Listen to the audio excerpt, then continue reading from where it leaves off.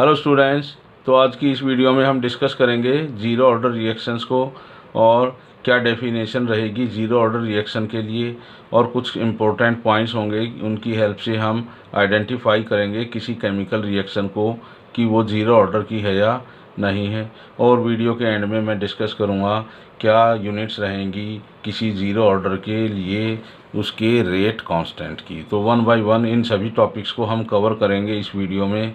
So students, myself Rajesh Kumar and welcome to my YouTube channel Chemistry Capsule by Rajesh Kumar. तो start करते हैं इस video को from the definition of zero order reaction. तो कौन सी reactions zero order की होंगी? वो सभी रिएक्शंस जिनकी रेट ऑफ रिएक्शन डिपेंड नहीं करेगी किसी भी रिएक्टेंट की मोलर कंसंट्रेशन पर, वो रिएक्शन ज़ीरो ऑर्डर की होगी। तो किस तरह से हम डिफाइन करेंगे ज़ीरो ऑर्डर रिएक्शन को? सो a reaction is of zero order if their rate of reaction does not depend on concentration of any reactant. तो कोई भी रिएक्शन है वो ज़ीरो ऑर्डर की तभी होगी जब उस रिएक्शन की रेट ऑफ रिएक्शन किसी भी रिएक्टेंट की कंसंट्रेशन पर डिपेंड नहीं करेगी। तो इसके लिए यहाँ हम एक एग्जांपल डिस्कस करेंगे। मान लेते हैं कोई रिएक्टेंट ए है, वो प्रोडक्ट्स में कन्वर्ट हो रहा है और ये एक ज़ीरो ऑर्डर की होगी। तो क्या रेट लॉ एक्सप्रेशन रहेगा इस ज़ीरो ऑर्डर रिएक्शन के लिए?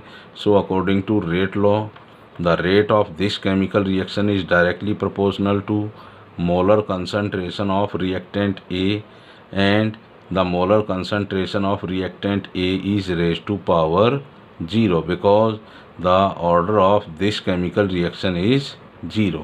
So we use the power for molar concentration of reactant A is equal to 0.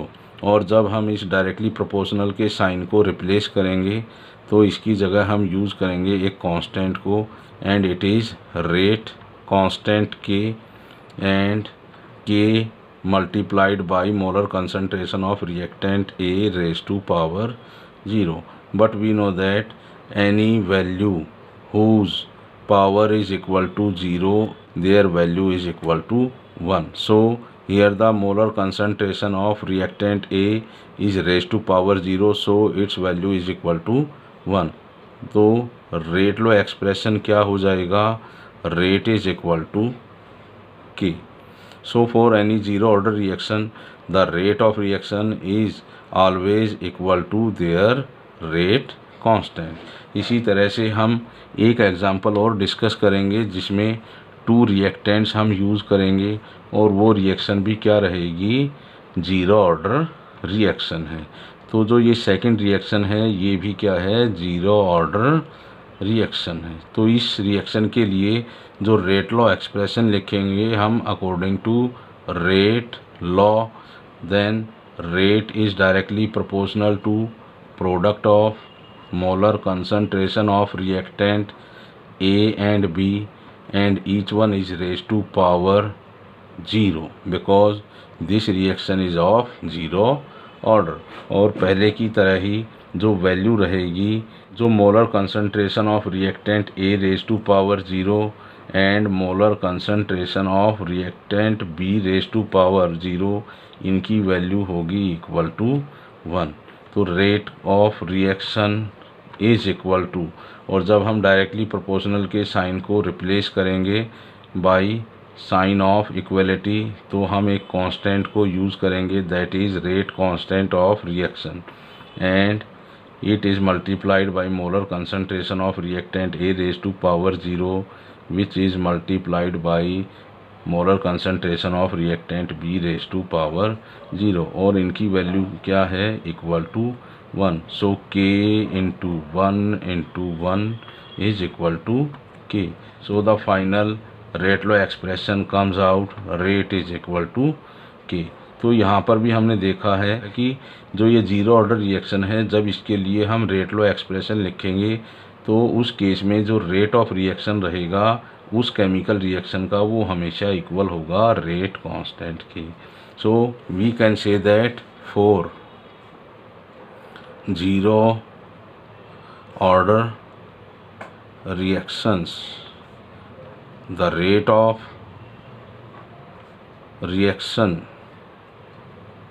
is always equal to their rate constant के। तो कोई भी जीरो ऑर्डर रिएक्शन है, जब हम उसकी रेट लॉ एक्सप्रेशन लिखेंगे तो उस केमिकल रिएक्शन की जो रेट ऑफ रिएक्शन रहेगी वो हमेशा इक्वल रहेगी उस रिएक्शन के रेट कांस्टेंट की। तो जो यहाँ हमने रेट लॉ एक्सप्रेशन लिखे हैं इसको हम इक्वेशन नंबर 1 देंगे और इसको इक्वेशन नंबर 2। तो इस रेट लॉ एक्सप्रेशन से हमें क्या पता चलता है कि जो रेट ऑफ रिएक्शन है does not depend on molar concentration of reactant A whether we take the concentration of reactant A is very large और very small। तो जब हम इस रिएक्टेंट A की कंसंट्रेशन कितनी ज़्यादा ले लें या कम लें उससे इस केमिकल रिएक्शन की रेट ऑफ रिएक्शन पर कोई इफ़ेक्ट नहीं पड़ेगा। तो कोई भी जीरो ऑर्डर रिएक्शन हो उस रिएक्शन में अगर हम कंसंट्रेशन ऑफ रिएक्टेंट ज़्यादा लें या कम लें उससे उस केमिकल रिएक्शन की रेट पर कोई इफ़ेक्ट नहीं होगा। तो अब हम कुछ एग्जांपल लेंगे जीरो ऑर्डर रिएक्शन के लिए और क्या मैथमेटिकल एक्सप्रेशन रहेगा और क्या एग्जांपल होंगे वो।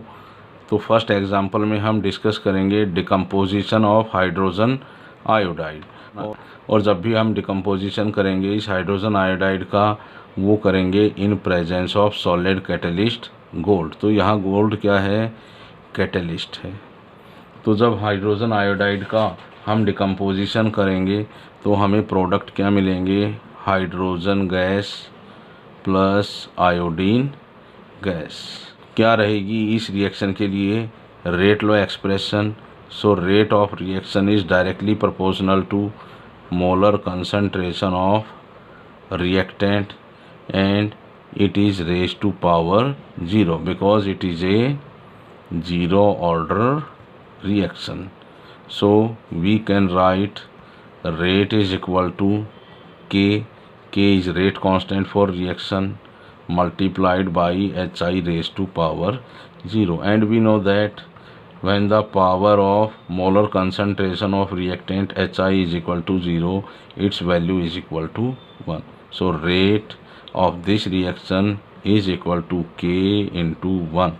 So rate becomes equal to rate constant of this reaction. तो इस रिएक्शन के लिए भी जो रेट कांस्टेंट की वैल्यू है वो कहाँ से मिलेगी हमें, जब हम इस केमिकल रिएक्शन की रेट ऑफ रिएक्शन को फाइंड आउट करेंगे तो जो वो वैल्यू होगी रेट ऑफ रिएक्शन की वही होगी इस रिएक्शन के लिए रेट कांस्टेंट की value.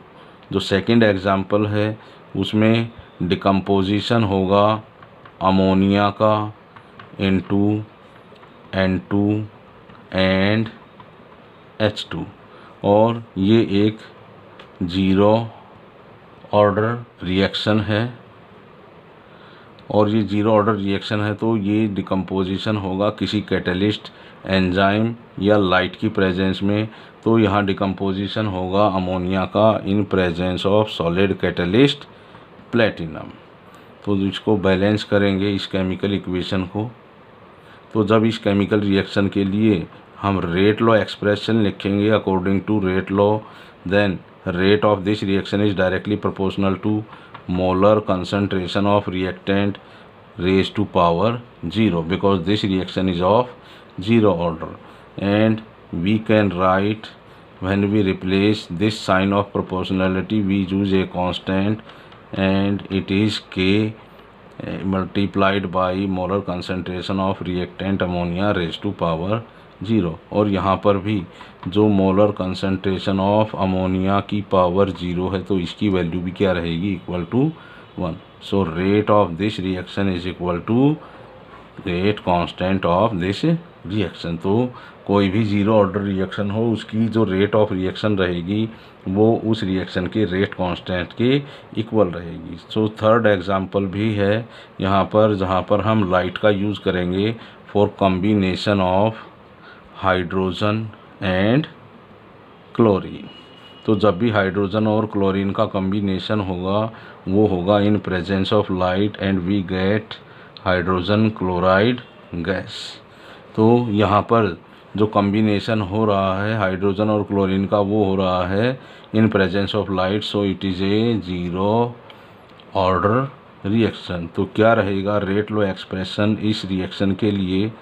So the rate of this reaction is directly proportional to product of molar concentration of reactant H2 and molar concentration of reactant chlorine, and each one is raised to power 0 because this reaction is of zero order with respect to reactant hydrogen and with respect to reactant chlorine।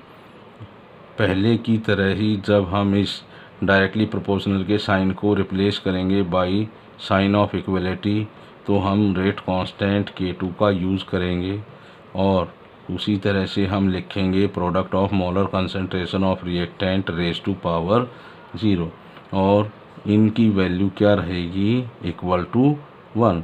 So the rate of this reaction is also becomes equal to rate constant of that reaction. तो कोई भी reaction हो जो zero order की होगी उसकी जो rate of reaction रहेगी वो हमेशा रहेगी उस रिएक्शन के रेट कांस्टेंट के इक्वल। और लास्ट में हम डिस्कस करेंगे यूनिट्स फॉर रेट कांस्टेंट की फॉर ज़ीरो ऑर्डर रिएक्शन। तो क्या यूनिट रहेंगी उस ज़ीरो ऑर्डर रिएक्शन के लिए रेट कांस्टेंट की? तो वो यूनिट रहेंगी mole litre inverse second inverse.